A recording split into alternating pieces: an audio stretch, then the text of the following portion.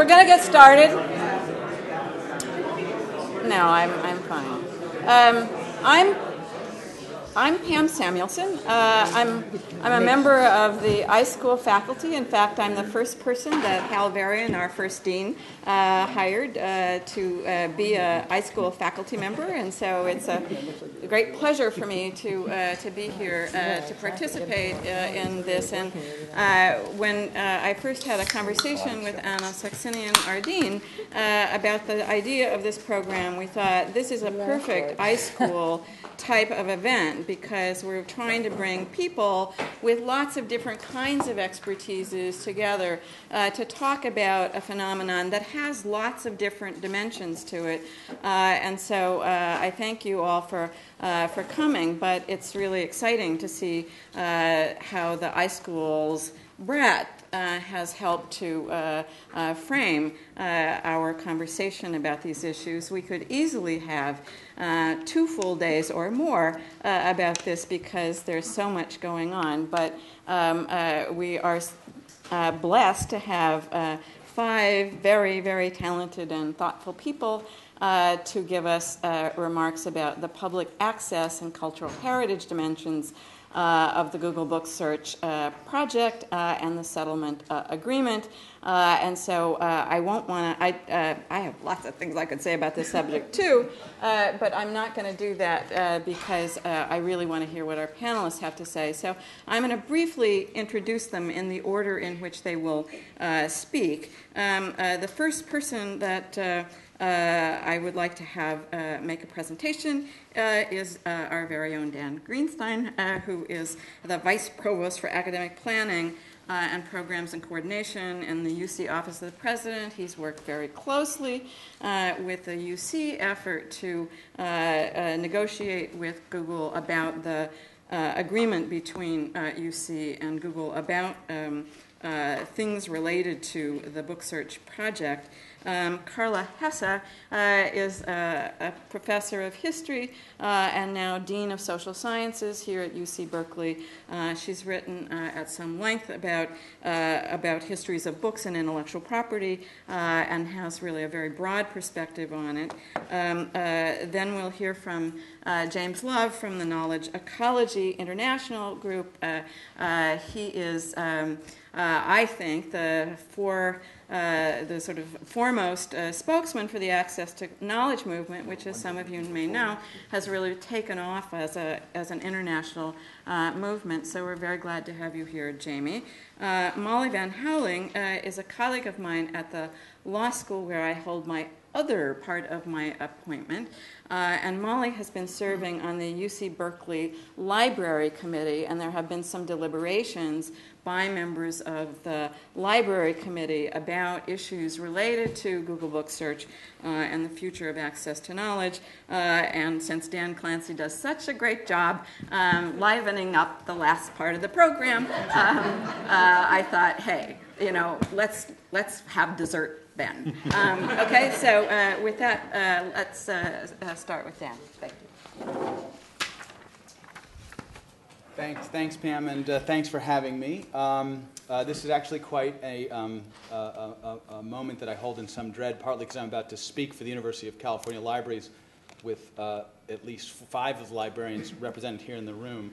So if I overextend myself, or rather overcommit you, you've never been shy in the past to let me know that, and I hope you won't now.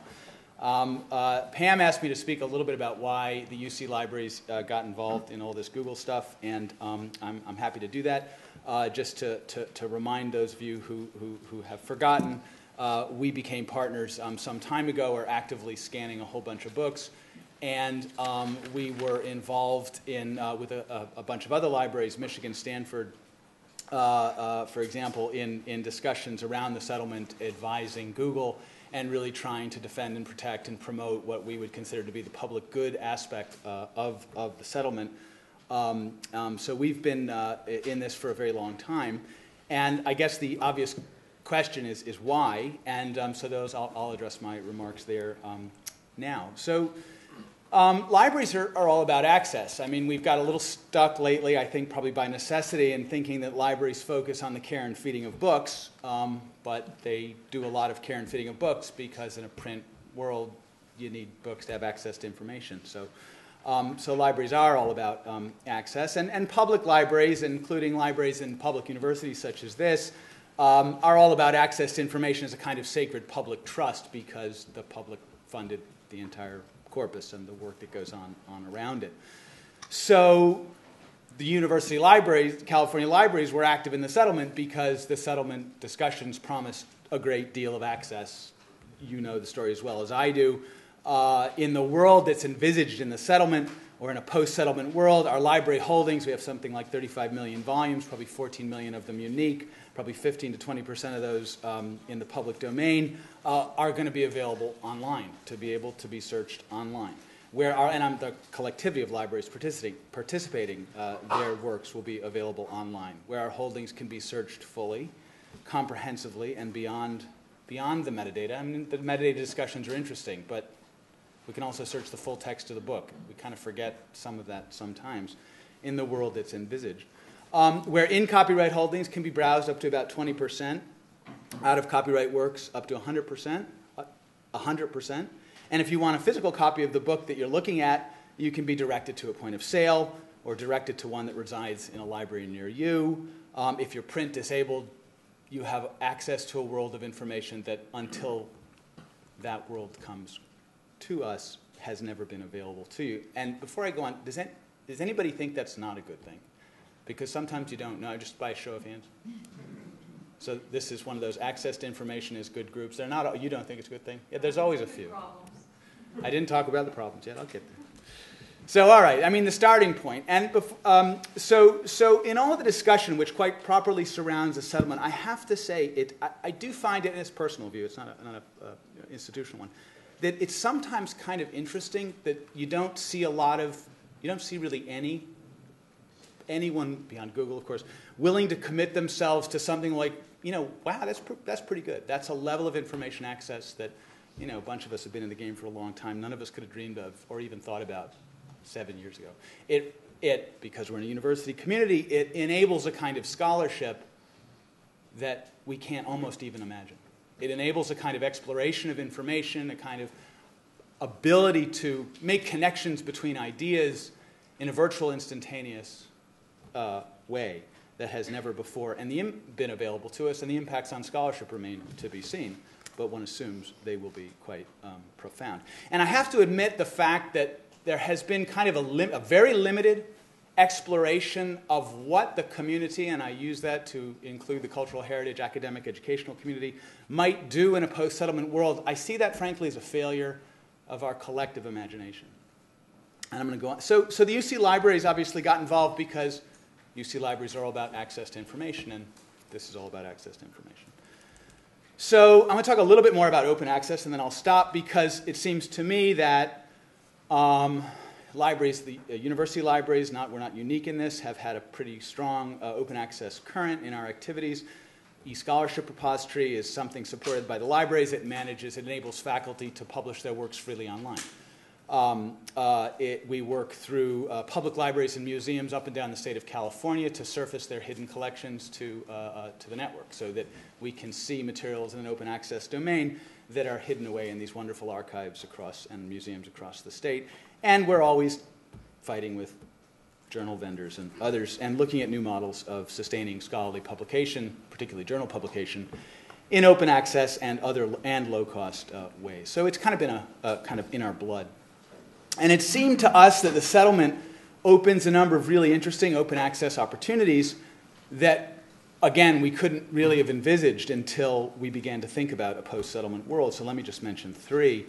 We've already mentioned one, the public domain that gets scanned. It'll be available free and forever online. Yeah, it might be 41 years or 28 or whatever before we can, take all the copies and give them to the Internet Archive or Microsoft or, but it doesn't make sense, at least to me, to hang up to sort of hold hostage the world's access to the public domain. So one or two or three, corporate entities, whatever, can hold these files. Seems a bit bizarre. So, we've never really had a discussion about, what are the kinds of services that the community might build upon that fairly enormous, substantial historic and cultural corpus that the public domain represents? How could we make that available in ways that enhance educational opportunities, promote public engagement with our culture, encourage our kids and others to think about society and people in different ways?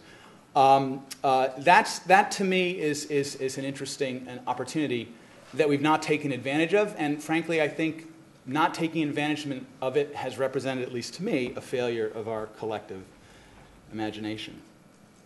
In a post-settlement world, there's some really interesting opportunities to build an alternative registry, a directory of works, of scholarly works that had once been in copyright, but where the copyright holder, whether an individual author or a university publisher or a scholarly publisher of some sort, chose to do the right thing, which is to make those works available freely online, open access. There are any number of ways within a post-settlement world for that to happen, but you can envisage, what makes it interesting is the possibility to capture all of the works for which the rights holder has determined that open access distribution online is the right thing to do.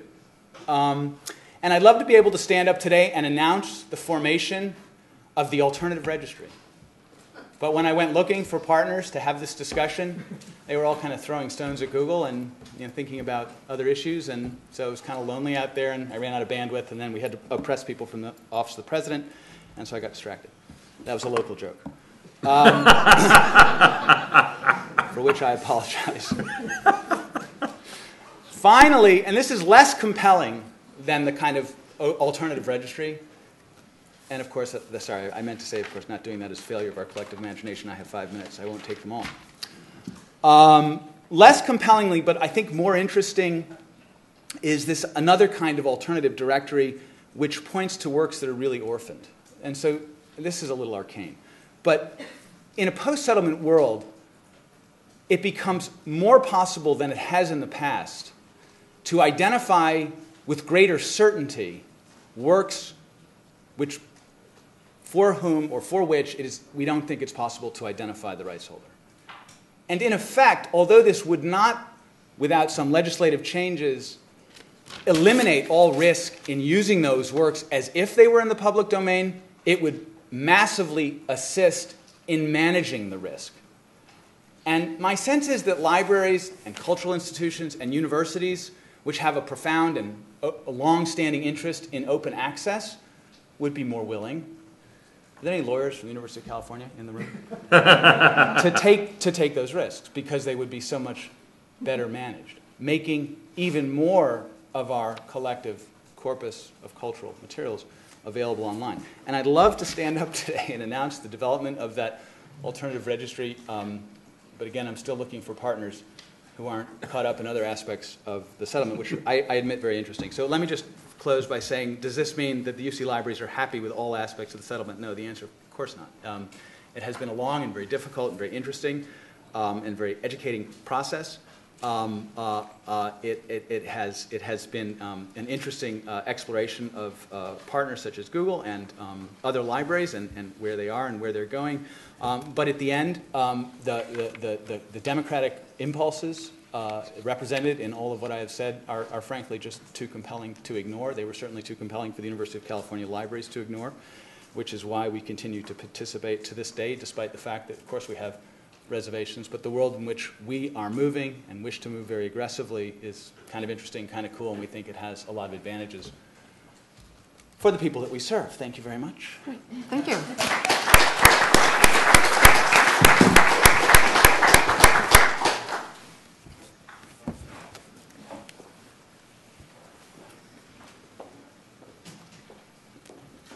Thank you, Pam, for inviting me to join this conversation. It's been going on for many years in different forms, and it's getting better and better, I think. So that much I'll agree with you about. And I actually agree with much of what you just said. If by a library we mean something like an aggregated corpus of texts, which I admit is a minimal, if not impoverished, definition of a library, then I think as a historian we could kind of roughly periodize the history of libraries as follows. The age of private libraries, which kind of roughly runs from ancient Babylon to the French Revolution. An age of public libraries, which runs roughly from the French Revolution to Google Books, and an age of commercial libraries, which I think is, we have to admit, the age we're in. It's not a problem, it's a condition. And I don't mean to say that because other forms, these other library formations, private and public, won't continue to exist. They will. Harvard will be just fine as a private library, and will continue, as will many other fine private libraries. And I don't mean that there won't be public libraries, but they will be organized around a new dominant mode. That the commercial library, I think, is going to be the dominant mode of library and library governance in the future. And so what I want to do is address this question of what the public question is in that age of commercial libraries.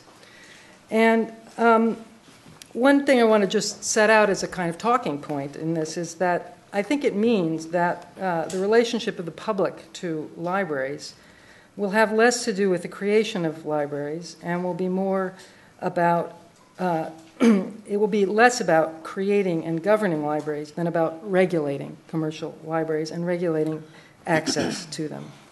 So it'll be less about purchasing books than about regulating their access and circulation.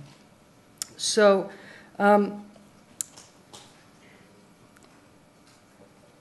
in that sense, libraries are going to be commercialized, and I think it's useful to think about them like we think about other market models for thinking about cultural exchange as a way of trying to think our way forward. And other commercial forms of regulatory problems that present us with similar kinds of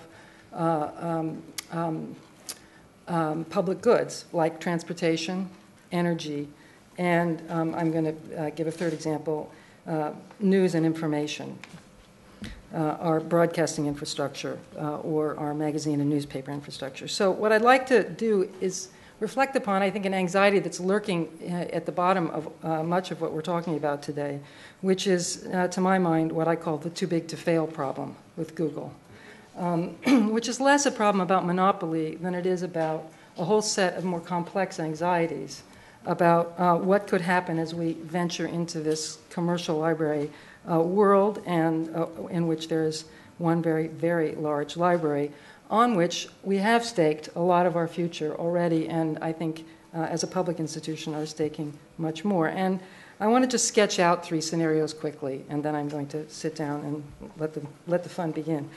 Scenario 1 is that Google succeeds in becoming a monopoly. Okay. Scenario 1 is that Google gets all the books in the world, but that they make good on Dan Clancy's claim that that is to say, they really take seriously that broad public access standard that's built into the settlement. On the other hand, Google isn't Google Books. Google is Google Corporation. And so what if, in that world, Google is a pretty good monopoly as a library and a generous partner in this great venture in making things public. But what if Google decides that it wants to move on to the next best thing and sells its Googleized books to someone else, and someone else who's less successful at capitalizing on access and on the infrastructure that Google has created? So I call that the railroad scenario. Okay. We invest a lot of public funding in creating the railroads. We think we're making highways, but actually we're making the railway system in the United States. And at some point, it fails us. That's one, I think, model of the too big to fail problem, the railroad version. Well, scenario 2, what if Google is right in another sense? That is to say, Dan's right, that it actually encourages competition. And it loses out in the end. It doesn't produce the best product. You can think of this as the auto industry scenario, in which Detroit loses out to Japan. And public libraries, and I think this is lurking under a lot of the comments and skeptical comments you've gotten. Public libraries are left kind of holding yesterday's infrastructure holding the bag. We bank all of our, our stuff in you, and actually, turns out you were the wrong horse. So that's a second scenario, and there we are, we're holding all these Googleized books, and actually this brilliant scanning technology emerges from Japan, and suddenly, there's the University of California with, again, antiquated infrastructure that, costs a huge amount of money to unload. So that's scenario 2. I'll call that the auto industry scenario. Scenario 3 for the too big to fail is a rather perverse one that I thought of, but I think it's relevant, which is to say, what if there's a First Amendment case that imposes on Google the burden of comprehensiveness, a comprehensiveness standard, which says, if you are really going to produce a comprehensive library, you've got to include all that porn in that library and all sorts of other things that are implicitly censored. And Google's response to this is, okay, we'll comply, but we're going to have to restrict access to that material through some kind of regulation. We're going to have to create a general public Google library and a restricted adult, Google for adults, an adult library. And I think that opens up, a possibility of what I would call market segmentation internal to Google Books, which I think has also some problems we should think about, which is what I would call the periodical scenario. And it's on my mind because I tried to get the latest version of U.S. News and World Report, and of course, I couldn't just get it through the Berkeley Library, so I clicked on, and there's one subscription. I got it, I thought. But it turns out that was $15 for the executive. I'm almost done. Executive edition. Then I had to pay another $15 to get the next layer of access, and then the next layer of access. And I think that those issues are going to emerge in terms of, yes, there'll be like in France, the public layer of the library, of the great big, très grande bibliothèque, and then there'll be layers of access that require higher levels of subscription, and so on and so forth. So there is a possibility, I think, also of this kind of market segmentation. And so thinking about all of these too big to fail scenarios that are all, in some sense, asking us to invest a huge amount of faith in Google and in the success of this enterprise, and to spend down a lot of capital, because I think, Dan, what's not the two Dans, actually. I think the anxiety lurking underneath a lot of this is the pressure, as you know, is to cut. And so insofar as one Google book goes up there, there's a lot of worry about what happens to the book that was scanned and the infrastructure that Google supplants. Okay, we have 10 of the scans. 10 of the books. Well, we have 10 of the books. The book is an interesting conversation. We'll talk. But so here's my concluding thing. I think there's a historical precedent that's worth thinking about for this process of commercialization, which is to say, in effect, I think it's the history of book publishing itself. That the commercialization of books, the creation of a market culture in book publishing, which is something I know a lot about, which is that, if you think about these libraries as though they were just large books, I think we begin to come up with a regulatory framework that suggests that, this is a public domain question in which libraries, in effect, are like books, and the value added is in the paratext, not in the book itself. In other words, anyone can publish the Declaration of Independence, but you might prefer the Rand McNally version, or you might prefer the, Penguin edition. The money is not in the intellectual property, the Declaration of Independence. So this paratext is where the value is going to be. And so here are my, just imperatives for closing. University libraries should bargain hard for curatorial autonomy, because that's where the value added is going to be. They should hold on to their books, all of them, I think. And I'm happy to send you an article about why each unique copy might have something, we might lose some meaning when we lose it. And we should hold on to our own metadata, or at least bargain very hard for licensing it to Google.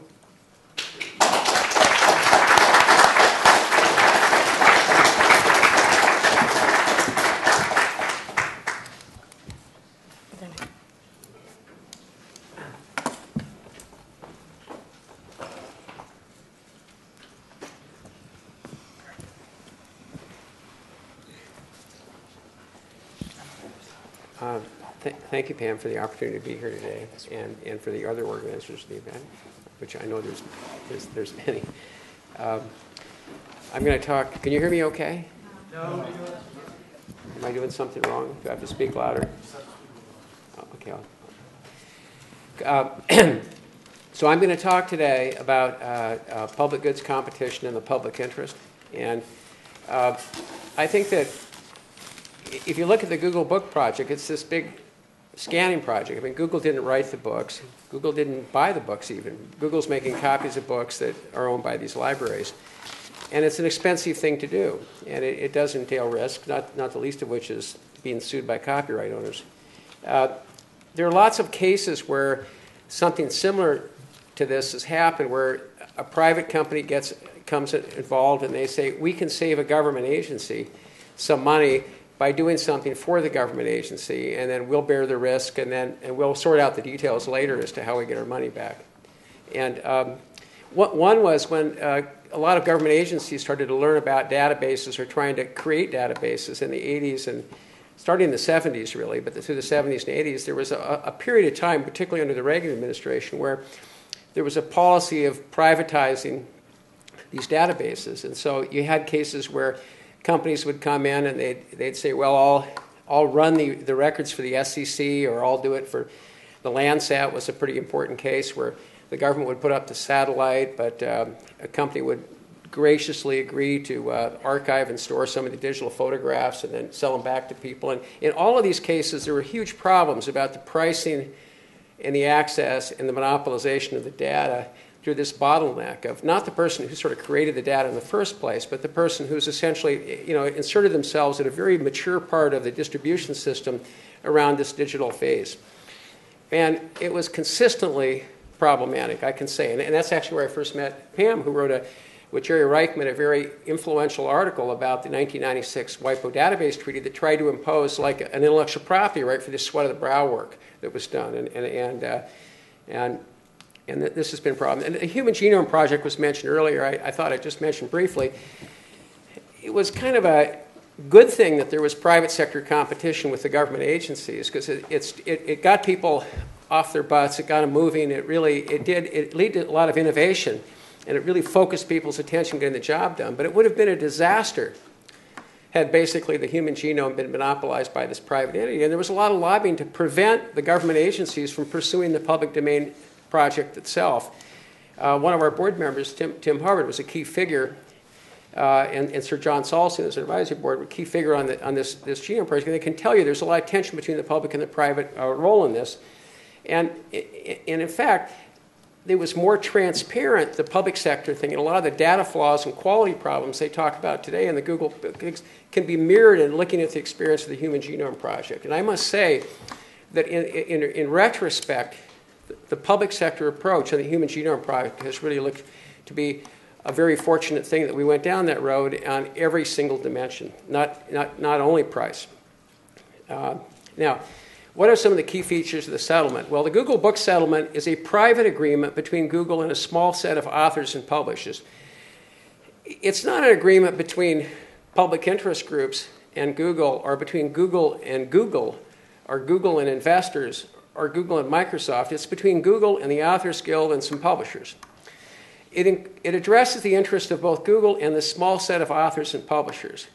And the agreement is designed to extract revenue from the public. Now, I think this is sort of a missing component for a lot of people, because they think of Google as something that offers free services, because we use the Google web page and it's free, and we use Google Mail and that's free, and we use Google Talk and that's free, and Google Apps, it's free, Google Maps is free. It's like everything's free at Google, like it's all free. But the settlement is not about being free, which is why the Authors Guild and the publisher signed on to it, because they saw this thing as being a departure from that particular model. Now, there's some important concepts in economics: the economies of scale, economies of scope, barriers to entry, the sustainability of markets. There's a lot of reasons, and people have elaborated them, and I won't today, as to why it's very difficult for there to be a second mover in the current environment. Now, what are the initial services? This is from a memorandum that was sent out by the Authors Guild when they were trying to basically explain to their people what they'd agreed to with Google. And they said that there's 4 initial streams of revenue: institutional licensing, purchase of individual online editions, advertising, fees from printing at public terminals, available at public libraries and higher education. Institutional licensing will be the most significant economically. Google will license unlimited access database to colleges and universities for a flat fee based on the number of students. The second source of revenue is from individuals' online use, which allows individuals to set up accounts with Google Search and pay to access particular books. They'll establish initial prices from $2 to $30. Actually, they use $1.99 to $29.99. That's kind of like a retailer way of talking about the 99-cent thing. But these can be changed later by authors and publishers. These online editions will not be downloaded by users. Instead, the account holders will log in to view books they bought through the system.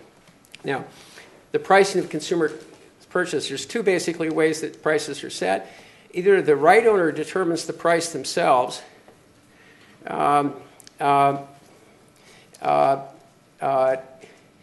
at their own discretion, or there's a control price that Google sets in cooperation with the right owners through the registry. And this is the initial pricing bin distribution. They have 5% of their works that are going to be, according to the agreement, initially set at $1.99, 10% at, thank you, at $2.99, 13% at $3.99, etc. And the weighted average for the entire collection is around $8.65. This is not free. Then there's new revenue models that they want to do: print on demand, custom printing, PDF downloads, consumer subscription models, summaries, abstracts, compilations of books. These are all things that it's anticipated they'll charge money for. And there's a whole set of details about what the ideas are about the way institutions will be treated. Now, here's some other economic terms: price fixing, collusion, monopoly, cartel, oligopoly. That's what this is really about. This is really about saying that the authors will set up a group of people representing their interest, dominated by the people that were involved in negotiation, which are real hardliners on the copyright and very aggressive people on pricing. It's the same people that tried to turn off text-to-speech in the Kindle 2 because they thought it represented an unmonetized benefit to the reader. And they're going to come to agree with a dispute resolution process with Google on how these things are done. Now, if you were not to call this the Google book settlement, but if you were going to call this the Random House settlement or something like that, nobody would really think this was naturally a good thing. But because it's called the Google book settlement, everybody thinks it's about getting something for nothing. The universities think they got something for nothing because Google comes in and scans the books for them.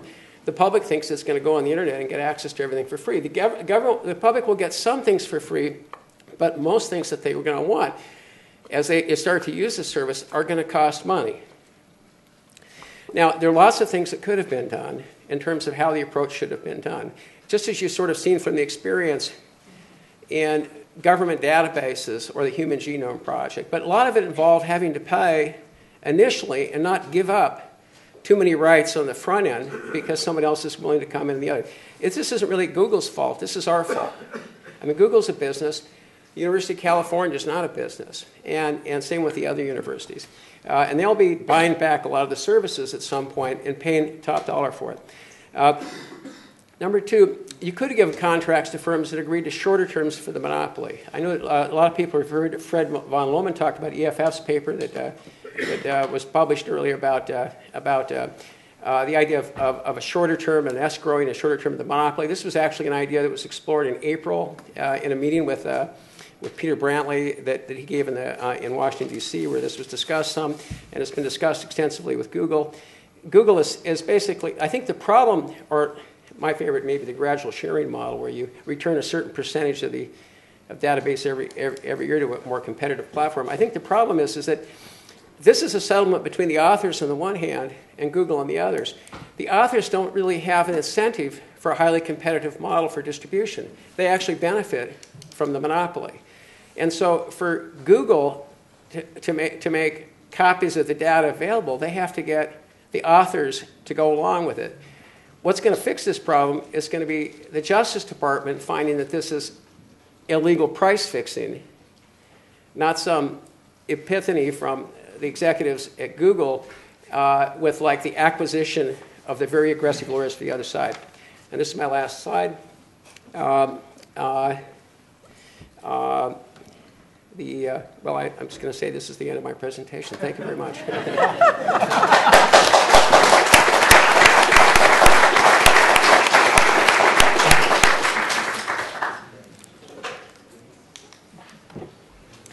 Thanks, Pam, for having me as well. I have, I think, just a couple of brief comments to add from the perspective of partly someone who teaches intellectual property, but maybe more importantly as a member of our UC Faculty Committee on the Libraries, where we hear at our frequent meetings about a couple of issues. One, the high price of subscriptions for journals and other critical resources, and the other is the shortage of space that we have to store the books and periodicals that we have, and the competing demands for that space to be used for classrooms, offices, and other pressing needs. And in light of both of those concerns, I have a lot of enthusiasm, the kind of enthusiasm that Dan has expressed for the settlement, because the institutional subscription that's been offered to participants like the University of California will be available at a discount, at least initially, so that sounds like a potentially good price. And also the availability of this digital resource may give us flexibility that we didn't have before in terms of managing the space that we currently devote to books. But these same two issues cause me some concern in the longer run about the implications of the settlement. So one concern is that the prices will go up, in part because of the lack of competition to which Jamie has alluded. So for reasons that we heard about in the last panel as well, of course it's difficult to imagine anyone ever being able to offer exactly the same bundle of digitized works that Google will offer, because others won't have access to the class action mechanism that makes it possible for Google, for example, to offer access to Orphan Works.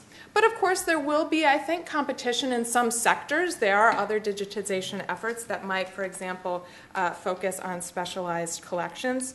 One concern I have here is that part of the pricing model that's specified in the settlement agreement suggests that there will be a special discount for subscriptions to the whole kit and caboodle, as opposed to any specialized chunks of the institutional subscription database. I worry that this could serve as a barrier to entry for competitors who just want to compete on a little bit, on a specialized collection. But what library will purchase a specialized collection when it gets a super big discount for purchasing a big bundle? And I think librarians, and I'd be interested to hear more about this, have experience with big bundles of journal subscriptions serving as a barrier to entry maybe for new entrants in the journal market. And so I worry about the aftermath of the settlement looking something like the current market for journal subscriptions.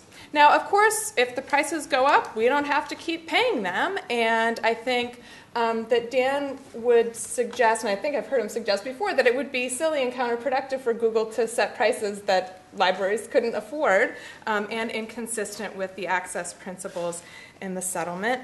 But I do worry that our ability to step away from the institutional subscription database will be constrained, and not just because our students will get too used to this new digital access that they have, but also, and Carla has alluded to this, because we might not have the books anymore.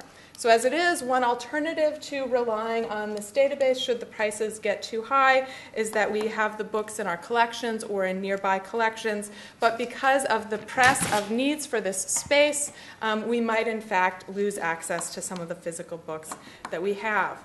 Another concern I have about keeping physical books around, a concern I share with Carla, is that we currently have fair use provisions and other special provisions in the Copyright Act for libraries that apply to physical books, but will not, because of contractual restrictions, apply to the institutional subscription database, nor to the public access terminals that are available to the public for free. And if, in reliance on those resources, we get rid of our physical books, we may no longer have, in reality, the theoretical fair uses and special library uses upon which we've come to rely. So I hope that we as academics and librarians think with foresight about the commitments that we make to the institutional subscription database, and think, among other things, not just about, how many years of this do we want to sign up for, and other questions like that, but also along the lines that Dan suggested, how might we contribute to a more competitive marketplace by doing things like curating a registry that communicates to people who the rights holders are and aren't, and what works are orphaned and what works are Creative Commons licensed, etc., that might make it more possible for libraries to see options, if they need options, from the institutional subscription database. I think that the potential for those options might, in fact, keep the price attractive enough to make it attractive. So I think I'll leave it at that.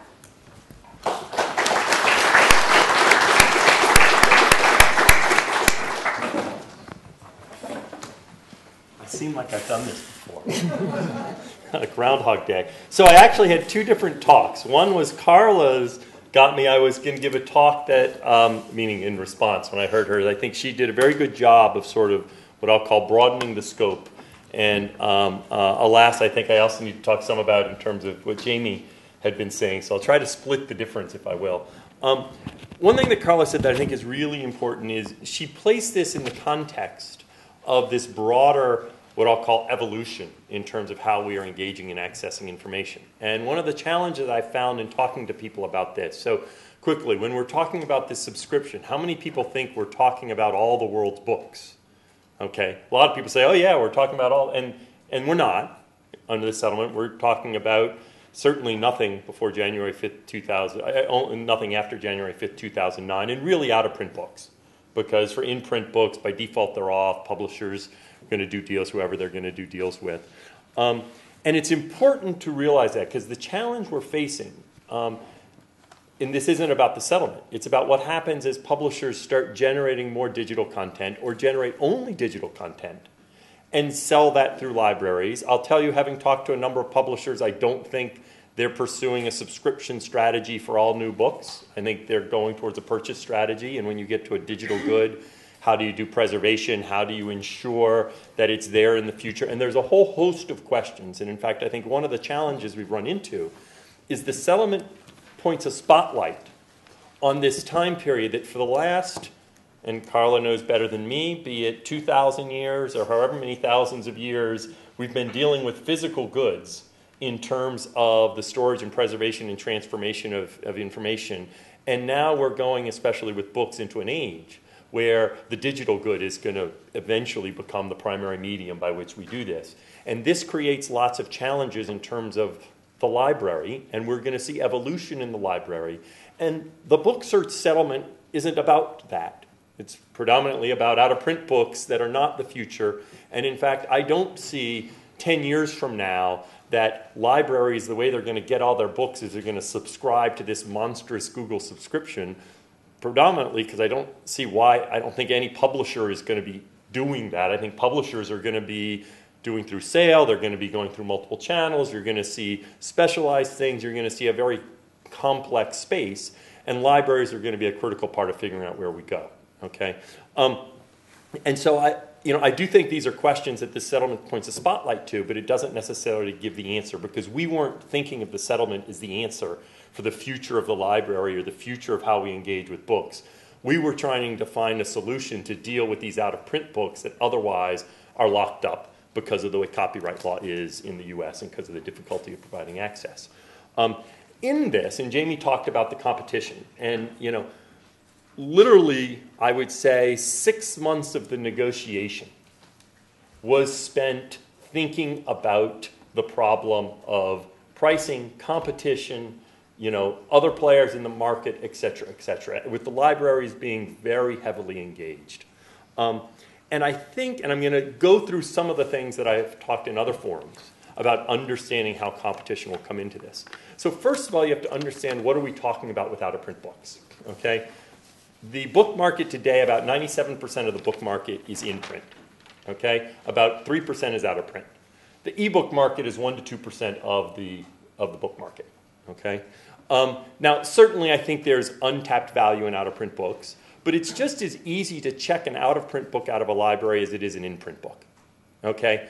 Many out-of-print books are available from Amazon today. In fact, often they're cheaper than in-print books, okay? So it's not like people can't get to these books. All right? The reality is most of the books that many people want and where the competition is going to be is going to be in print books. Okay? Now, in this, there were a few important things that we did to try and help encourage competition. Okay? So first of all, in terms of the pricing of the institutional subscription, we have to remember that in this, and a lot of people compare it to the journal market. Okay? What happens in the journal market is you have publishers who don't even let the rights holder, I mean the person who wrote the article, distribute it freely at their choice. Okay? And it's an exclusive agreement there. This is not an exclusive agreement. Any author that wants to distribute their book through a CC license or any publisher that wants to give it away, Google has already come forward and says we support that. The settlement agreement supports it. And the registry has come forward and says they support CC distribution. Okay, and that's going to what Dan has said, that in fact, for those academic authors who are worried about the price, well, there's a simple solution. Grab your rights and then give your book away, and then you're not selling it anymore. Okay? So this is not, with a journal subscription, the only place you can get the latest and greatest journal is through that provider. And you need today's issue of this journal. For these books that today are out of print, and this goes to one of Carla's points too, this isn't the only place you can get those books. Okay? The physical books still exist, hopefully, and I agree with the statement that, in fact, it's critical, important to preserve the physical books and not say, la-di-da, we've got Google, we don't need physical books anymore. Okay? Number two, free search and free preview, along with the consumer subscription is consumer purchase. Often in the journal market, they explicitly avoid what I would call a robust consumer model. Okay, I believe oftentimes it's $30 per article to purchase it a la carte. In this, it was designed that the consumer price will be priced according to the market. And the reason we have the algorithmic pricing that Jamie talked about was to help ensure that there is a natural market and competition in terms of what the consumer price is based purely on the consumer market. What I see in the consumer market is the internet drives prices down because you're competing against Wikipedia, you're competing against new books, you're competing against all sorts of stuff. Okay? The existence of a robust consumer market that if I went to a library today and said, I will give you free search, free preview, the ability to put a link to find it in your library or through interlibrary loan, the physical book, and the ability potentially to purchase it for that one user, for the user to purchase it, wherever 80% of the books will be $14.99 or less, where interlibrary loan traditionally is $20 to $30. Most libraries would say, I can get all that for free. And so this was one very important part of the agreement, is thinking through is how is there competition, and the fact that these are out-of-print books. The final thing, and time's up, so I'll be very quick, is the fact that the database that we're talking about here, that the registry can, in fact, they've consistently said that as rights are claimed, they very much are interested in licensing them to other providers. And in fact, they will. And that the database of what works have claimed and who claimed the works, both is public information, so that anyone can get access to that information. So as we talk about the orphan works, which I think is going to be a small percentage of the out-of-print works, and almost certainly economically is a small percentage of the economic value, that most of the high-value out-of-print works will be claimed. We're talking about a very, very tiny segment of the market, okay? And that's where we really feel strongly that there are other solutions in terms of legislation or other things that we really think need to be done to kind of broaden this. So I couldn't go through some of the other points, but good enough for now.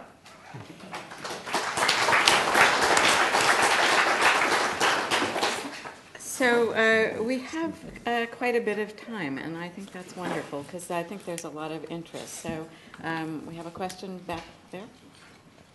Hi. The issue I hope to hear in this section, and unfortunately didn't happen, is the access from outside of US to Google Books. Because really, what's just a feature here in Berkeley or here in the United States in general is totally new world in the countries outside of US where people know English and can read in English and can have this access. And at least some of the essential features of Google Books, because of the copyright, are available only inside the United States. And that creates certain, I would say, information discrimination, creating like the countries of the third world in terms of information. Because I face it usually like I send a YouTube video to my friend in Ukraine, and he says, "Oh, sorry, I can access it." They say, like, "You're from Ukraine, you can see this video only in US." So how are you going to solve this issue? Will there be any international efforts, like in terms of legal effort, or what are the approaches? I suspect I should answer it. So you're right. For those who don't know, the U.S. court can only authorize use within the United States. It doesn't include use outside the United States. As rights holders come forward, and again, I believe the system is designed so that over time more and more rights holders either come forward or the registry goes and finds them, then they can authorize use internationally. Okay? So that, assuming the rights holder has the international use. So as the registry's database is built, which is one reason about the importance of creating this database, is Google can't use the settlement internationally. It needs this database to be created of rights holders. And same thing with the registry, as they want to do things so that then international uses can be authorized. For Orphan Works, that's going to have to be done through legislative or other solutions within each country, and Google doesn't control that. That's what copyright law does.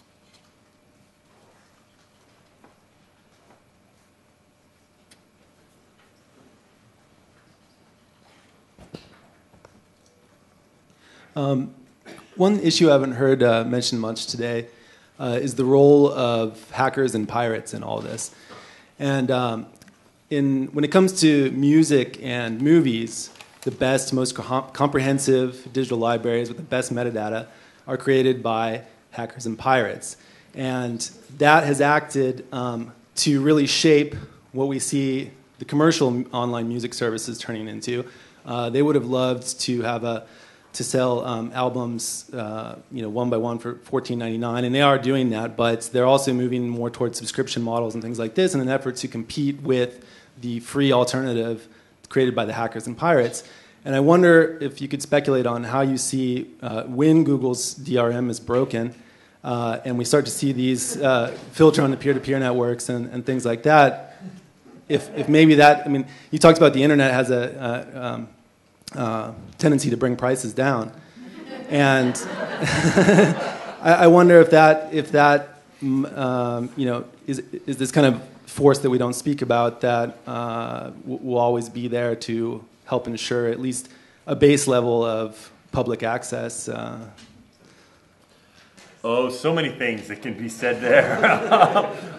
So I agree with you that any type of protection will be cracked. And I think your point about saying that there's some tempering right there just by the very nature. I do think there's some differences as you talk about long-tail content and you talk about peer-to-peer networks versus more hit-based. Peer-to-peer, it depends upon replication, and in fact, as you get very long-tail, the likelihood that you find it in a proximate peer is smaller. So I think that in and of itself is this whole complex set of questions that's not just about this, but also about the book industry going forward, which I think going to where Carla, some of this was question about what are we going to be seeing with electronic content going forward? How is piracy going to interplay with it? How are we going to ensure that you still get your rights to access it and that you don't restrict rights? And I think that's itself its own panel. Well, one thing actually I think that's worth mentioning too is that there are some extremely complicated and rigorous provisions in the settlement agreement in respect of security matters. And so for those universities that are going to be host sites for the research corpus on which non-consumptive research can be done, there are very, very strong requirements and actually quite expensive-looking requirements for the universities to do. And while I understand that Google is initially making $5 million available to the University of Michigan to kind of help with security standards, it does seem to me that if you read the fine print of the security arrangements, there's an entire like fine system, right? So there's a kind of special kind of legal regime for security breaches and how much is going to cost for this and how much for cost for that. And so libraries that are taking on the host site role are taking on some pretty substantial responsibilities, both in terms of security that they must provide, but also some financial risk if the security, despite their best efforts, is defeated. And one thing that, as I look at those provisions, I really wonder is, how long can, universities, especially unless, prosperity once again visits California to a maximum amount, and therefore there's lots and lots of resources available for state help for this security system.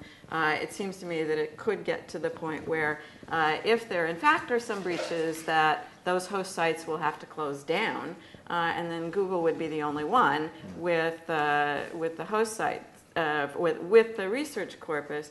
And so some of the kind of, very optimistic scenarios that we have about how wonderful the research corpus is going to be, at least for non-commercial users of this. I think one of the points that didn't get made as much as it should have this morning on the panel about data mining is that it's really pretty much restricted. The non-consumptive research is pretty much restricted to to academic researchers or researchers from nonprofit settings, and so there's a kind of whole bunch of people who might be actually quite interested in doing non-consumptive research who won't be able to do it. But there are a bunch of risks. Part of what I do, because I'm a lawyer, is I look at what could go wrong. So the question that Carla raised about things being too big to fail, it seems to me there are lots of places where there are some vulnerabilities and things that could fail,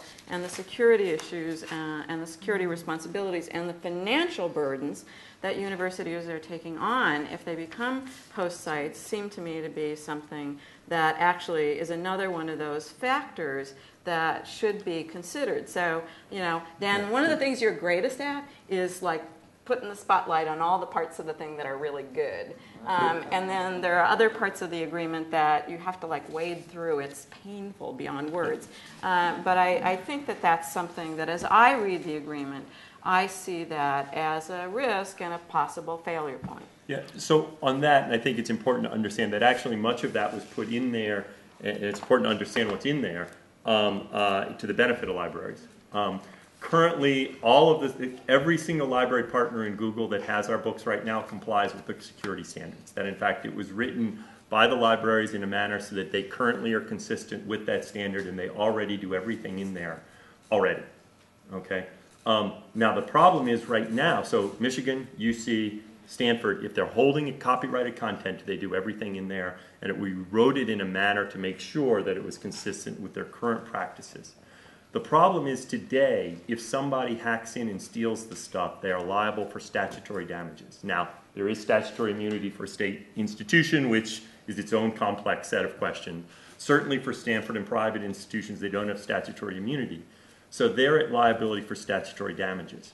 One important thing to the libraries was to move from a statutory liability regime to an actual damages regime. And what's in the settlement is an actual damages regime with caps.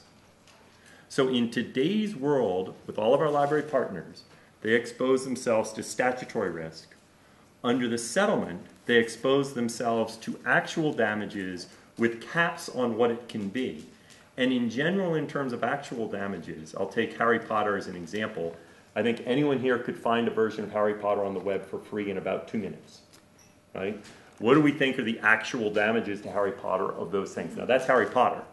What do we think are going to be the actual damages of somebody gaining access to a 1972 out-of-print book through the research corpus? The likelihood that the actual damages are bigger than this number, okay, which is one reason why it was very important to the libraries as part of their negotiation to move out of a statutory regime, which is the way copyright works in the US, into an actual damages. So in fact, it is, I know it's, but it is one of the benefits because Otherwise, they would be, well, I mean, we ask libraries, if you ask your lawyer if they would prefer a statutory risk to any unauthorized access.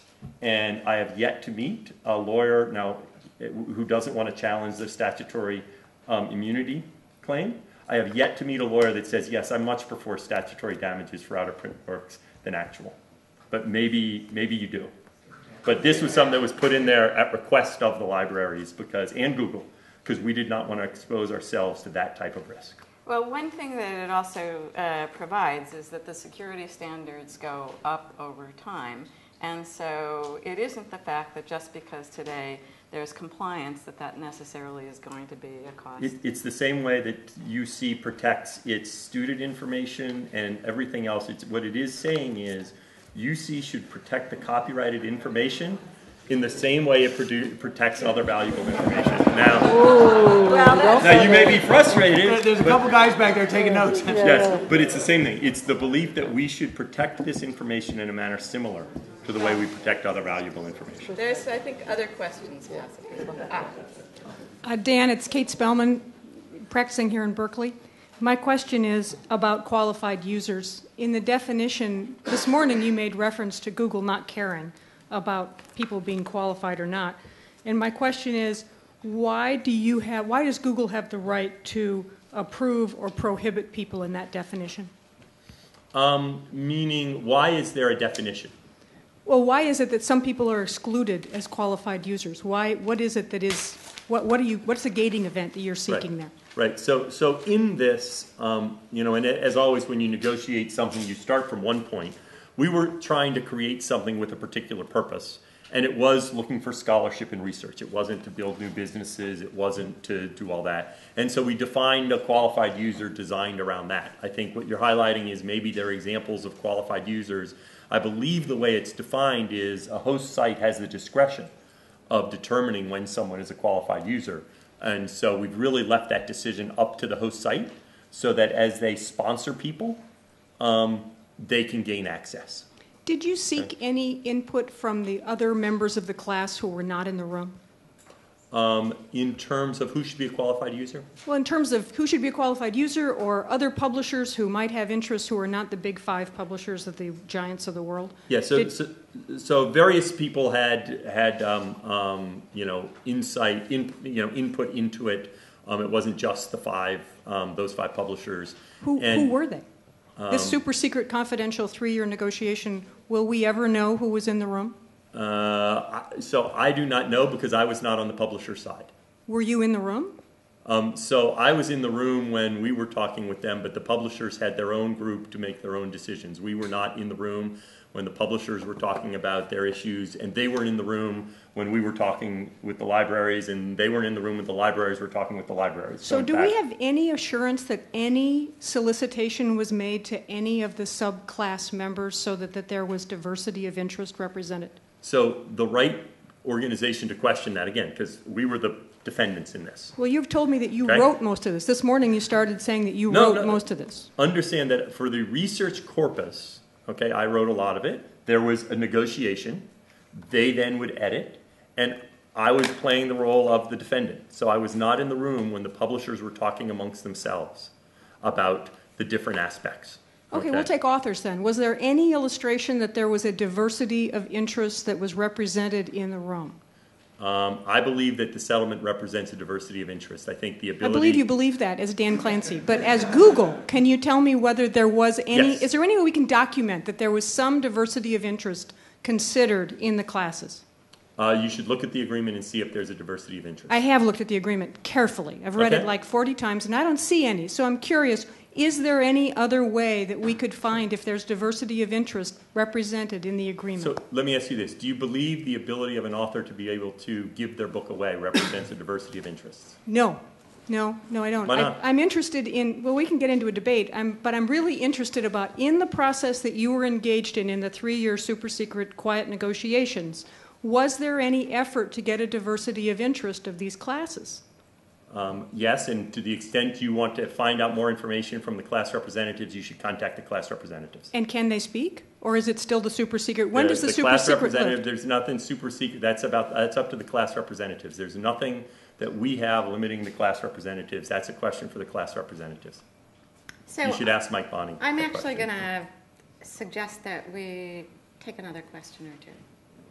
My name's Jerry Garchik, and I'm a lawyer for an author's family that filed an objection already.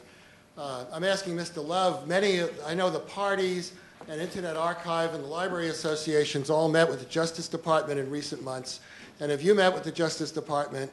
And do you know what the Justice Department is going to do and what the position they're going to take by middle of September?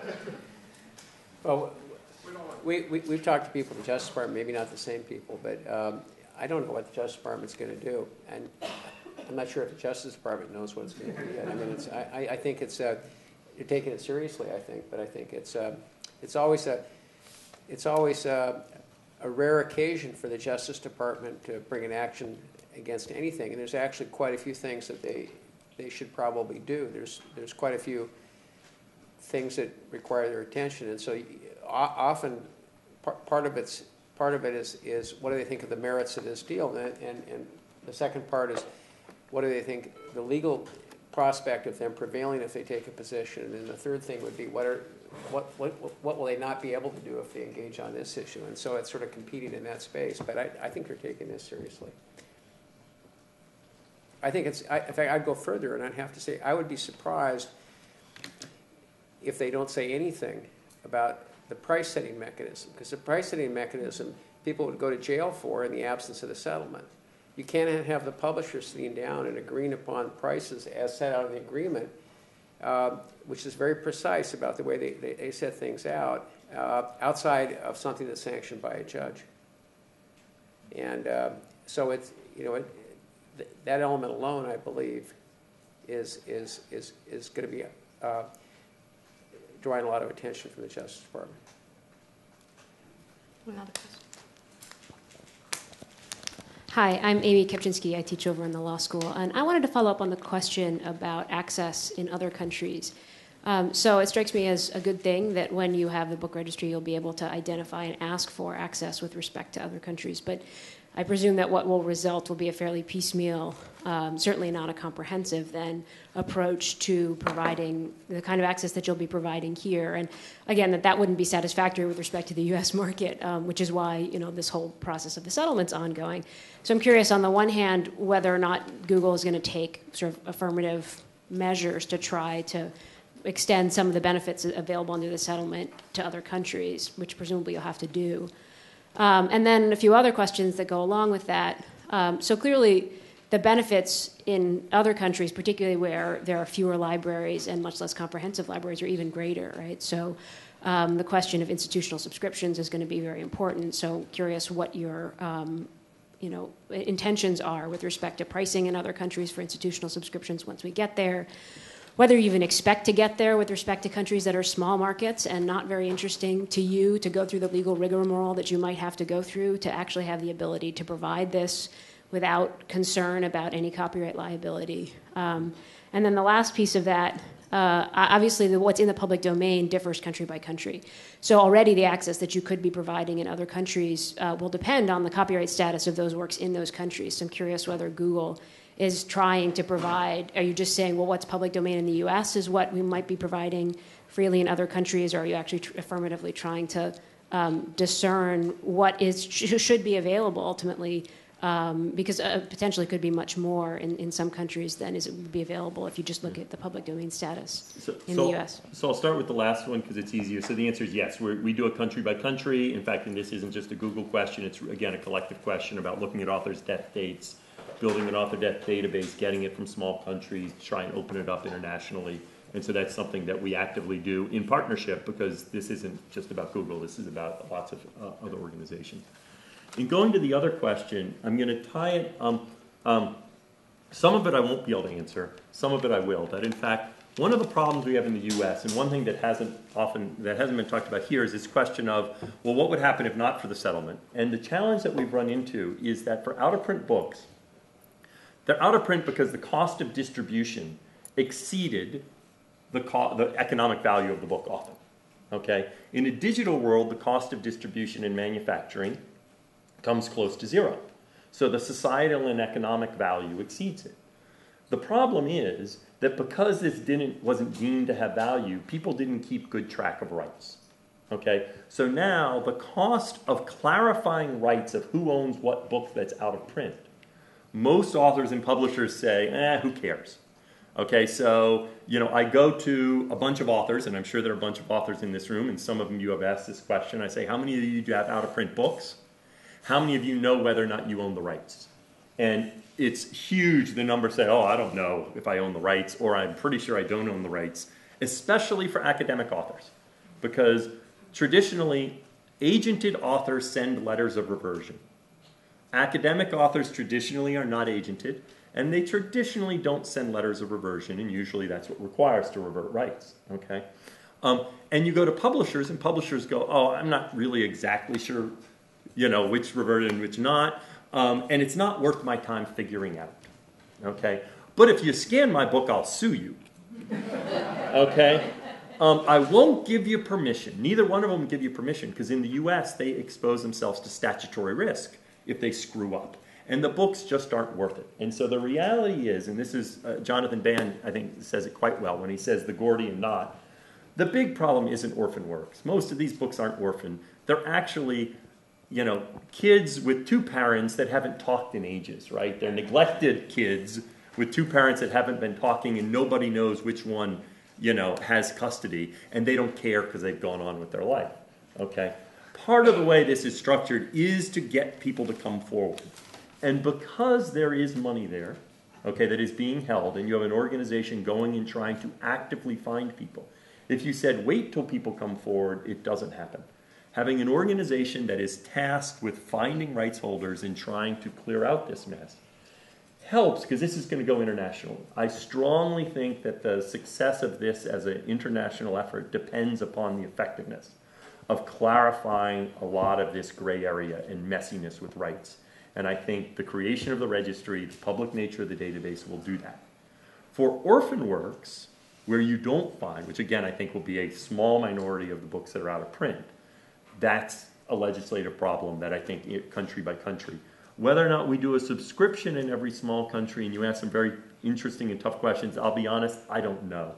Because I've tried to think through how to do that, and who you negotiate with, and how you ensure the balance. And part of what we did here was try to strike a balance between the interests of authors and publishers and the interests of people gaining access. So Jamie talked about, giving this away. The monopoly here is copyright. We can't decide to give away. If there was two services, which just say you just cut the database in half, and you just randomly said half the records go in one registry and the other goes in another registry, and say Google still provided the search engine, but there's two different registries, then the two registries would compete against each other on price. So then one registry would maybe say, well, rather than have an average weighted price of $8.50, we'll try the low price strategy. We'll try a $5 average thing, and because we know, actually, for a lot of products, people do care about price. And then maybe the other person would sort of see that $5 average response. Maybe they'd come back with $4 or something like that. Right now, what you have is collusion. You have a single, and it isn't just Google. It's really, I feel bad that the authors are never up here. I mean, it's actually, I think it's the publishers' cartel, and you're an accomplice. And you're doing for them what they couldn't do for themselves. Had they proposed to do this themselves, they would probably be in jail. The fact that you did it, everyone just assumed everything's going to be free. They didn't really pay much attention. You went ahead and you did it, and now, basically, they're getting 63% of the revenue. They're going to have to okay all the pricing things. They're really playing a big role in the thing, and they collude on the pricing. They don't compete. I swear to God, if you did the same thing and you just split up the registry and you had like Registry A and Registry B, completely separate titles, even though each title's a monopoly, there's a hell of a lot of substitutability between different titles that people might book. I buy computer books, for example. I'm trying to buy books on Drupal right now. every book is a monopoly, but there's lots of different books on Drupal. And I look at the prices when I decide to do books. And I'm not buying the $60 books, but I'm kind of interested in the $20 to $30 books. And frankly, when you eliminate the competition, do they all move to 60? I mean, that's really the problem that people face. And I think that's actually a deep flaw in the way you propose this. And I think you're wedded to the authors. That's why they like it, because they get that out of it, and they couldn't do this themselves. They actually are afraid of competition. And the music industry, you sort of see the same kind of issues coming up in the music industry. There's one of the, it's always been a mystery why so many songs have been out of print, why price has been so high. But I mean, there is competition drives prices down, and publishers often are averse to this. But you've actually put the most aggressive ones on price will be controlling the registry. So in terms of the idea you had, first of all, there is going to be lots of other players in the market. I mean, Safari's going to be licensing stuff. I'm sure Wiley will have a subscription. Elsevier will have a subscription. For the new things. Well, even for many of their out-of-print stuff. That, in fact, I know many publishers that will say, no, I don't want to be part of this big thing. I'm going to go, and that, in fact, you will have lots of people, that when they are clear on the rights and all, that they will be offering, and many times they may join in this, or they may not. Okay, I know a number of publishers who are considering their various options. I mean, O'Reilly, again, for in-print and even some out-of-print. So there will be other vendors in the market. The challenge with the idea of two databases, if that's what we did, most libraries would say, what? What are you doing? You have a random half of the books? Okay, and part of this in terms of a practical challenge. No, just in terms of setting the prices. And then they would be able to subscribe to one and not the other. But for the price, there's two different ways the prices are set. One price it's set as to how much you pay for an individual work. That's what those pricing bins are about. And you agree in the agreement that there's actually no in the formula, in the current algorithm, there's no zero price bin. $2 is the lowest bin, up to $30. Those are for the algorithm. The algorithm. For the algorithm, there is no zero right now. That's correct. And so everything costs something, and the cheapest is $2 for a book, and the most expensive is $30 in the current algorithm. But you also have written out what fraction of the work's going, and it's agreed with the authors. What percent goes in the $2 bin? What percent goes in the $5 bin? Which percent goes in the $14 bin? That's actually part of the agreement. No. So what's in the agreement is, it's an important distinction. You had to start somewhere. That's the initial distribution. That's the initial distribution. Right. And then the pricing is based upon the data. Okay? And in fact, we made it very clear in this to make sure that the algorithmic pricing and how individual books will be priced are going to be based upon the market, and they're very clear criteria, and it's a book-by-book evaluation, so that they can't argue, no, we want books to be higher, because it all depends upon what the data shows. Well, there's a discussion between you and the publishers as to how they price the book, but they're able to control the overall price norms by the system of bins. I see another question out there, and I think I'm going to ask. Okay. Hi, my name is Dan Perkle. I'm from the School of Information also. And actually, I would love it if somebody asked a question to somebody other than Dan Clancy. So this actually, that's good. This is a question actually to probably anybody in the room at some point. So I'll start with a few things that have kind of come to mind over the course of the day. And I started out the day very optimistic. I would understand some things about the Google Book settlement. And I've understood some things, and I've been surprised by some things, and I'm actually ending the day more confused about a very important thing. And I think it's a question of historical fact, if that exists, and not a kind of question of theory. And it has to do with interests. So we know from copyright history that certain interests align in certain ways, and certain laws are created in certain ways. And I learned this lesson from one of the panelists, Carla Hesse. And the question over here is what kind of prompted me to think about this, as well as some of the questions and comments from earlier in the day. So what I saw initially a year ago was an agreement between authors and Google. Over the last few months, I've been kind of taught that it's not about necessarily authors, but the Authors Guild, which I didn't know much about. Maybe there's other authors not represented in the room, potentially. In the last panel, we heard this argument over the facts over how many errors were in the metadata. And it surprised me as to who was being criticized in what way, because it indicated there were conversations going on between the OCLC and Google Books and Google and where the errors, and so there's conversations between those two groups. I've learned now that there's all these other librarians in the room, starting with our own, I guess one of the head librarians here, maybe the librarians at UC Merced, UC San Diego. I'm not actually sure. So what I'm trying to find out now then is whose interests were involved in coming up with the current Google Book settlement, not in terms of theoretical interests. Well, we think the interests of the of an author who would be willing to give away a book for free, that kind of interest. I'm asking, whose interests did Google talk to? Did maybe the publishers? And if you don't know the answer, other people in the room actually may know the answer to this. Maybe they're party to some of the interests. Who was actually talking to whom when this story was being figured out over the last 3 years? That's kind of what I want to know, and I think it'll help answer a lot of questions going on here. But if it's too big of a question, then I'll just put it off for later. Well, I can answer from, there was an awful lot of talking. I mean, I got to tell you. As you can imagine, if I was in the room. I mean, unbelievable. And he's actually quiet compared to some of his colleagues. But from the library's point of view, Google invited a number of libraries to participate in discussions in a three-ring kind of circus mode. And the libraries were Michigan, Harvard, Stanford, and UC. And, we talked with Google for, I don't know, two years, 3, 4, 5. and intensively at some points, and then it would, lapse. And so basically what was happening was that Google was negotiating with the plaintiffs. And then Google was coming and negotiating with the libraries. And the libraries, I need to be clear, are not parties to the settlement, but I think Google recognized that in order for the libraries to continue to participate, any library, forget the four, but any library to continue to participate, the settlement needed to be crafted in such a way that would enable libraries to do that. And so balancing library interests and publisher and Authors Guild interests in the discussion. So I can speak to that. There were parts of the discussion that the libraries were not involved in, to be perfectly honest. We were not involved in negotiating the business terms in any detail, because the business terms in any detail were not really what was of interest to the libraries. That is, the business terms between Google and the publishers and the Authors Guild.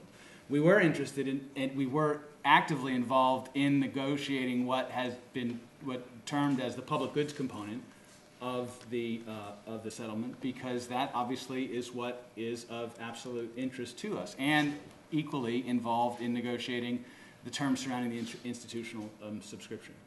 Have I missed anything? Well, you should mention about the dual objective, since that was a big thing that I know I haven't mentioned. So I can't remember the dates because it went on for so long. But there was a month of June in which the settlement, the first time we saw the draft of the entire settlement agreement. I think that's fair.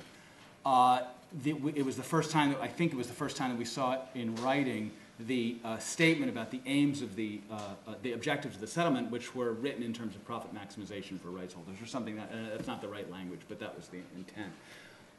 And we, obviously, the libraries objected to that very vigorously, and until the objectives were changed to be dual objectives, which include maximization of revenue, the way it's expressed now, and wide access. It's actually not maximization; it's market rates. Market rates for rights holders and broad access to the database. So that went on for forever, and then right up until literally the day before the thing was filed with the court, we did talk at one stage in the last few weeks. The libraries talked directly with Google and the plaintiffs in the room, because there was just a small number of issues which everybody was totally divided on, and there was no way to resolve those without everyone talking to each other. So. I can't speak to the issues that were coming up here. I can tell you what libraries talk to each other, and I'm happy to talk about that. But I can't tell you what the Authors Guild talked to through their team, and I can't tell you what publishers talk to through their negotiating team. And for class action settlements, it's fairly standard. The process is designed that you have some people that are representing the class, and then there's supposed to be this period where there's notice and discussion. And that's what's happening right now. right? So that all class members can say something to the court.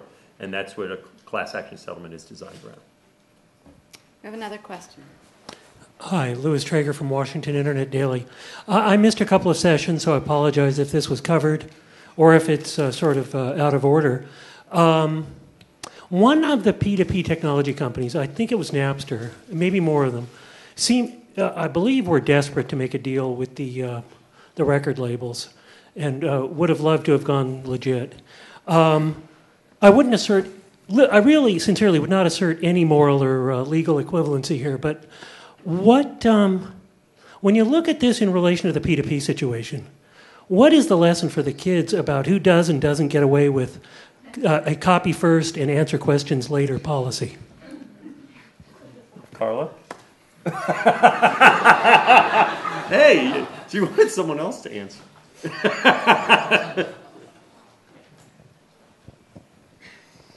That's a good question. Hi, I'm Brian Carver on the faculty of the School of Information here.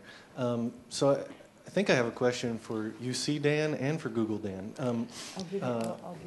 For UC Dan, so this is the public access panel, and you in particular said a lot about open access. I wish I actually had counted how many times you said it in your presentation. It was all about open access. But I show a UC ID every time I go into a UC library, right? And when I think about the public access, it's not going to happen at the UC. There's a lot of people, we have an ever-increasing enrollment, but not everyone is a UC student, right? And so when I think about my mother, how is she going to get access to this information?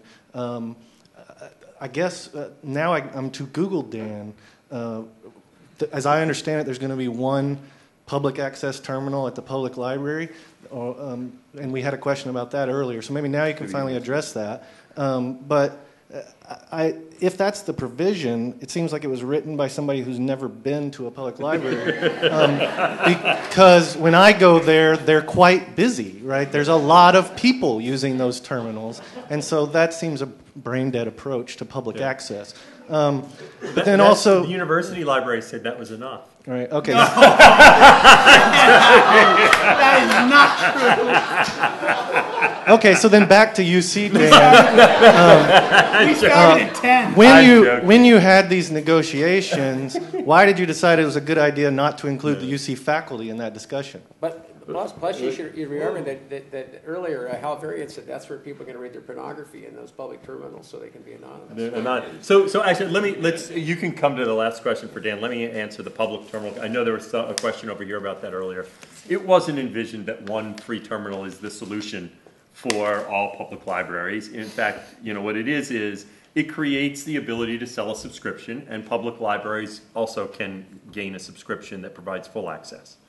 It was a belief that in many cases, public libraries, which have very limited budgets, et cetera, that you wanted to provide some level of access, and what the settlement says is at least one. We talked about trying to have more, okay? What we got at the time was one, and as I've sometimes joked, in hindsight, getting that one terminal sure was stupid, okay? Because I certainly would have gotten much less criticism if we just hadn't included it in the agreement.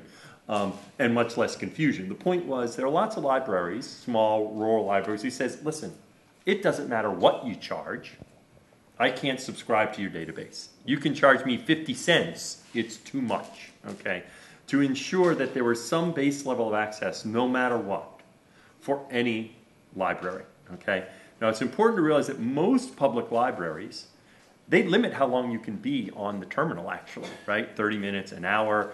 That at a public library, all the terminals will have the free search, the free preview, and the find it in a library link.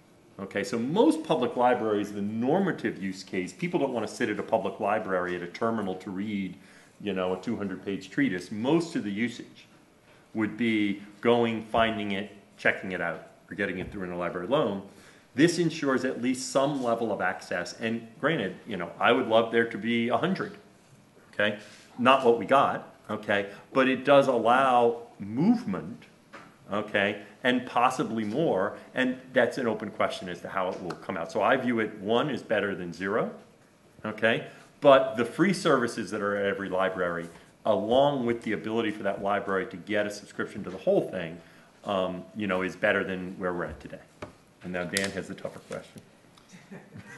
Probably. Well, yeah, the interesting thing about the public libraries, I'll put just a quick another take on it. It's interesting, a bunch of people sitting in the room trying to envisage a world which nobody can understand. I mean, at one level, there's a lot of this and around some of the discussions, and there's a lot of it today, because what we're trying to do is comprehend what a future looks like, which is very difficult. I'm interested to ask Pam at some point offline, at what point is the level of complexity, at what point is the comfort zone sufficiently extended so that, one can move forward? Because, I mean, if we always think about all of the potential pitfalls and obstacles, nobody would do anything. And that's an interesting kind of change management kind of issue. But in terms of the, what was the question about the public, your mother coming into the public, the public university libraries.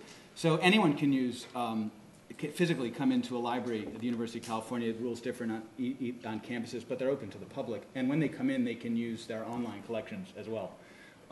Funny thing about vendors is that they're not really interested about opening up their commercial collections to the entire world. So our licenses only permit online access to the online materials to members of the UC community, which is why, because of those constraints, we're very interested in this access, this level of access that affords. So your mother no longer needs to come to a UC campus in a Google, in a post-settlement environment.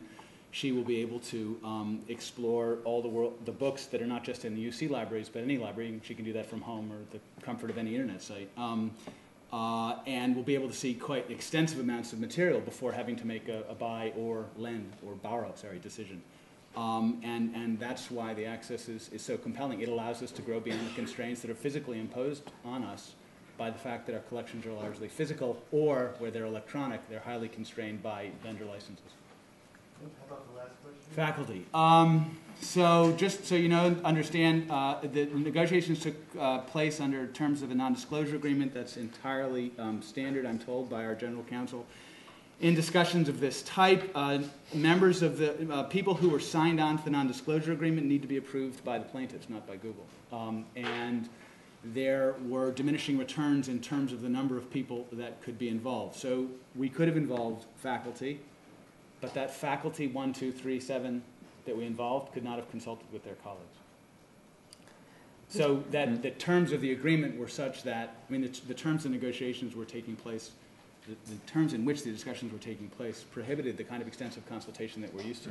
Although there were, if you consider all the libraries, there are probably easily over, there are over 100 people, because we have over 30 libraries. Yeah, but the faculty, I mean, to be perfectly honest, if we could revisit the decision, you know, it would have been, I think, quite useful to have a couple, n number of faculty, I won't specify the number, n number of faculty involved for, 50 hours a week so we could share the phone.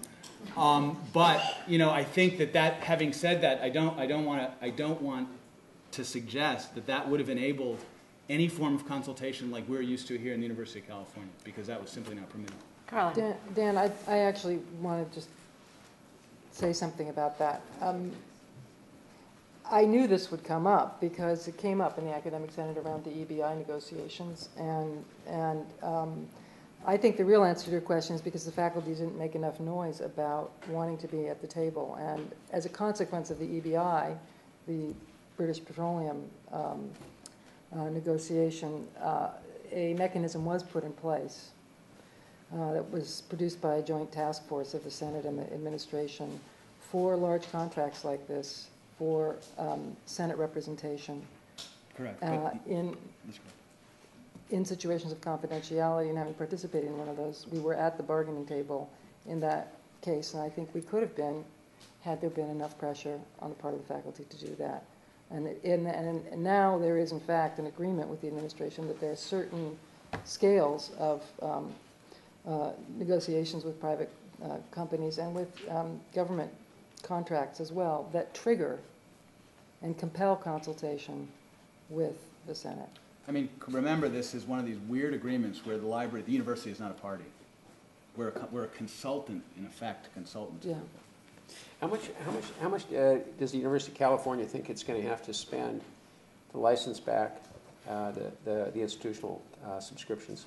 Well, I think the interesting it is a typical licensing decision. I think the university doesn't have to spend anything.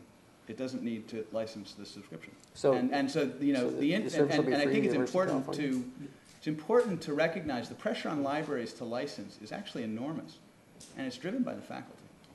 We were in this room probably 6 years ago, and we were negotiating with Elsevier, and library colleagues and some faculty will remember that the real constraint on a serious negotiation with Elsevier was that it was really impermissible with respect to the faculty to not sign a deal. And it was I think we need to recognize that there's a dynamic at work here. No, I understand that. Which helps to drive pricing up. Well, I understand. I just want to clarify this. Is Google going to license the service to University of California for free? So, Jamie, the way it works is what we've said with each library is they either get, and Google's absorbing the cost here, a discount based upon the number of books they scan, or they get what's called a limited subscription, which says if I scan a book from you and I use it in the subscription, you get that for free. So we'll never have to license a book that we had scanned. Okay. You'll never have to license a book that they provided to Google to scan. That was the value proposition. That was clear. And Google's the one that's absorbing the cost of that, not the rights holder. Meaning the rights holder still gets paid. So if California says we scan 2 million books, Google, that you're using in this subscription, I don't want the subscription to the 7 million books. Give me access to the 2 million you scanned for me that you're selling through. Then Google is the one that writes a check to the rights holders to cover that cost. So the cost, so the cost to us is zero, and the ability to open our... It would be like 5/7 of the... It just as a...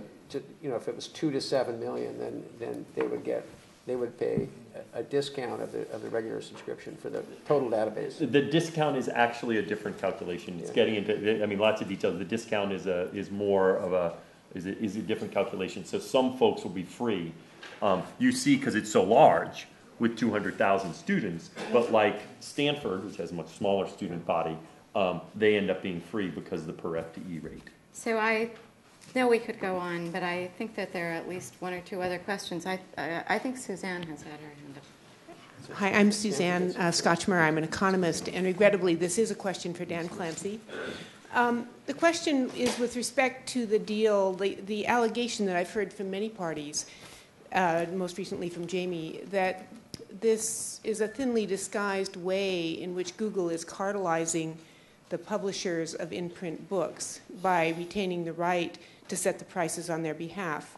So that may or may not happen. As you say, there are other ways that entry could happen. But it seems to me that there's an easy way that Google could immunize itself against that charge.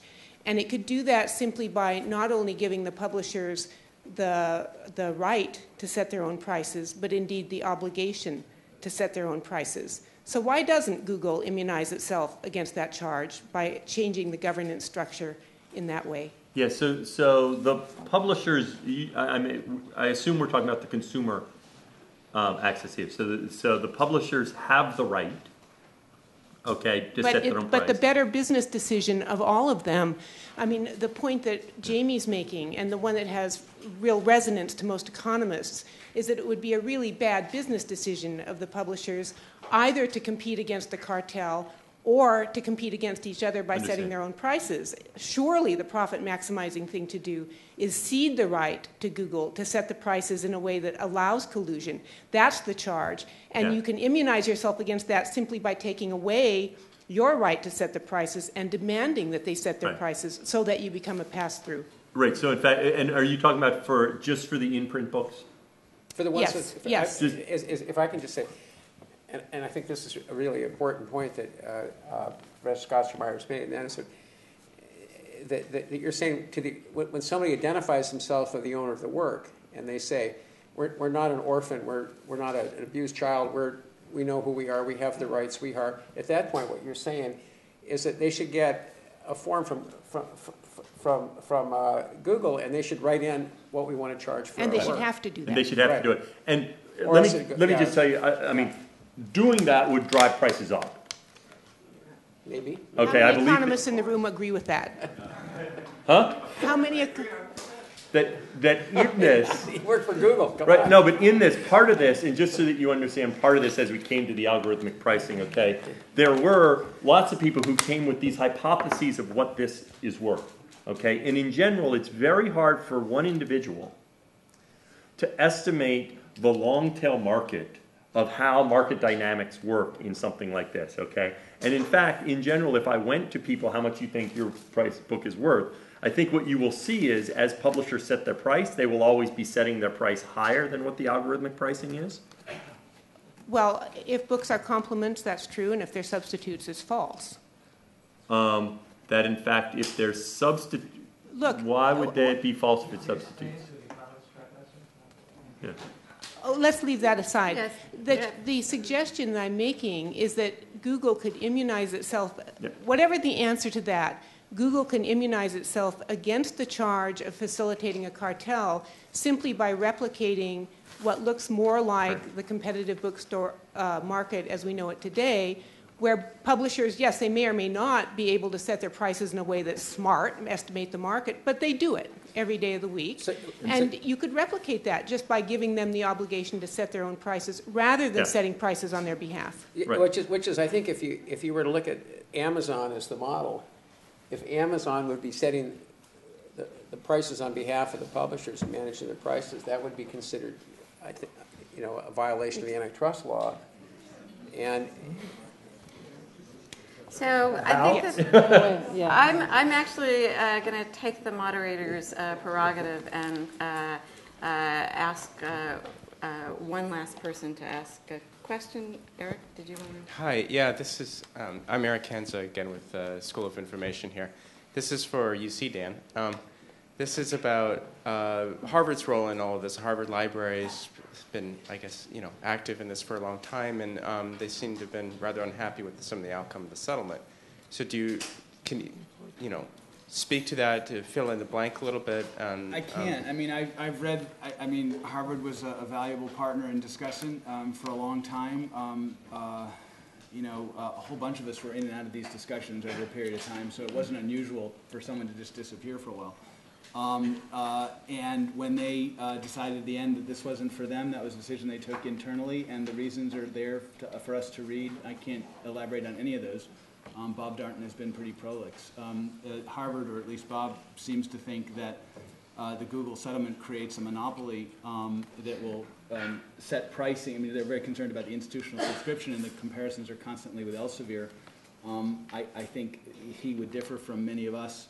We would differ with him with regard to the extent that that this is actually at all like any of the other vendors that we're dealing with, because Google doesn't own the rights in the material that are being licensed and has a very different relationship to price setting as a consequence. But that's a minor, kind of debate amongst colleagues.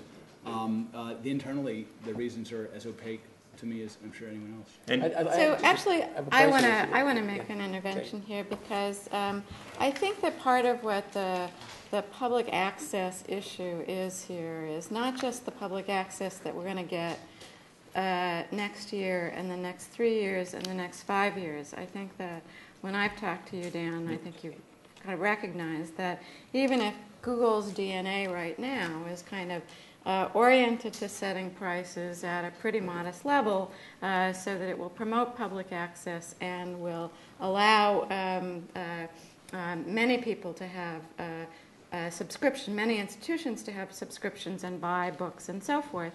The problem that I have primarily with the price setting provisions of the settlement agreement are that they're not constraints in a meaningful way over the long term. So this agreement is going to affect access to books in the digital world, not just for the next 3 to 5 years, but for 20, 30, 50s, 80 years out. And when I look at the criteria that are available for setting price, I see that it says that the price will be based on the number of books in the corpus or in the subscription, the services that are provided, and the prices of comparable products and services.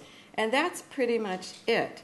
And the problem is that there are no comparable products or services, and because no one else is going to get a class action settlement the way that Google is, the problem is that when some part of the kind of current structure and people who may be very committed to this pass on to other things, that there really are risks of price gouging over time. And so I think it's actually important for us to try to help figure out ways that prices could be constrained over time, because I'm not persuaded that even if I have a comfort level about pricing over the next 3 to 5 years, I don't feel the same way about 50 years. I will be dead by then, so it won't matter to me, but it will matter to the people who come after me. And I think it's part of the public trust obligation that I think Google has taken on by creating this immensely valuable public good, that I think there's a public trust responsibility to make sure that after you leave Google, that the price gouging doesn't get started. That's the thing that's really of interest to me. And I don't see anything in the agreement right now that constrains that. And that's I would say, my number one thing that I'm not happy with. Well, I think that is Bob Dalton's concern. I mean, I think you've articulated it. But I wanted to come back to you and I discussed this at an earlier stage. Why Google didn't support simply a public registry option rather than the cartel model, and be heroes. And I'd like to hear you expand on that a little bit. Explain what you mean by public registry. That it would just simply, that the Copyright Office would be the person that identifies the rights and so forth. Why did we need this nonprofit registry? Right. I mean, I just like, rather than supporting some kind of public adjudication of the registry question. I'm sorry, but we need a 1-minute answer to that question, and then I know Anna wants to call it to close. Well, and so, because these are two different questions, okay? And so let me try to give a 30-second answer and a 30-second answer, and I know I'll fail, and it'll be a 1 minute and 1 minute. But that in terms of yours, and Pam, you and I have talked about this, and there's some cases where I say, on security, no, Pam, you're wrong, the settlement does it. In this case, it's a question of looking at the sum total, and I feel like, that there's lots of things to mitigate risks. And as you know, and I want to make sure people here know, that what Google did with what we're calling the dual objectives, that says it has to be priced for broad access, Google is signing an agreement with any and all of its partners that to the extent we are not accomplishing that objective, and this isn't obtaining broad access, they can arbitrate with Google. And Google is putting at risk its 37% that we need to make up the difference. And I know, what Bob would say to that is still concerned, I think it'll get broad distribution, okay? And we've talked some about the competition of the consumer and all that. But I did want to make sure people understood that, that was one thing that was very important to libraries, because they said, well, what if Google changes, and we want to make sure that we can control to make sure these objectives are satisfied. Okay, and I know, Pam, having talked about with you, that doesn't convince you, but it's something that's important to understand. Carla, in terms of your thing, I mean, we did try to make sure the information was public, right? The challenge here is you need some organization that represents rights holders in this that can help, because the rights holders realize that if, let's say Google just went and set the price. They say, well, Google probably set, what price would Google set of its own? And how do you balance the interests? And this is one of the struggles that for those that, criticize the agreement, I still look for more interesting solutions of balancing the interests of the, of authors and out-of-print authors and those sorts of things with ensuring broad access. And we tried to find a balance. And one of the balances is ensuring that it's not exclusive and authors can pull their books out and they can distribute their books for free. Going to what Dan said, if academic authors, which is a large portion of this database, and university presses all came and claimed their books and made them open access, suddenly this, oh no, they have this thing that they can price really high, suddenly the value of this changes radically. Okay, so this is part of where Dan was talking about what's the question to the broader community about what are the roles of access to this information. And the thing that we did was we said, we don't have the right to decide that a rights holder wants to give their book away, right? That's the rights holder's decisions. We need to find a balance, and this was the balance we came up with. I just want very, very, very technical question. So, Is there anything in the settlement that would prevent Google from charging an individual price for me based on what it knew about me that was different than the price they charged for Pam Samuelson? Meaning in terms of the algorithmic pricing? In terms of the flexibility in the agreement to develop new revenue models and new pricing approaches, which is, as I understand it, you have a starting position and you have an evolution of pricing models. Right. So I don't know. It wasn't written with that intention at all. Well, I mean, you're Google. I mean, that's what you guys do. You know what everybody is. You have. Okay. I think we're ready to stop. Yes. I want to close this up by first thanking Pam and Chris and Paul and Eric for moderating. I want to thank all the panelists. I want to thank the staff of the iSchool who did a Herculean task in pulling this together. And it wasn't written to enable it, because I think it's a bad idea. And I want to thank all of you for coming to what I consider one of the most interesting conversations about this issue that I've participated in. So thank you very much.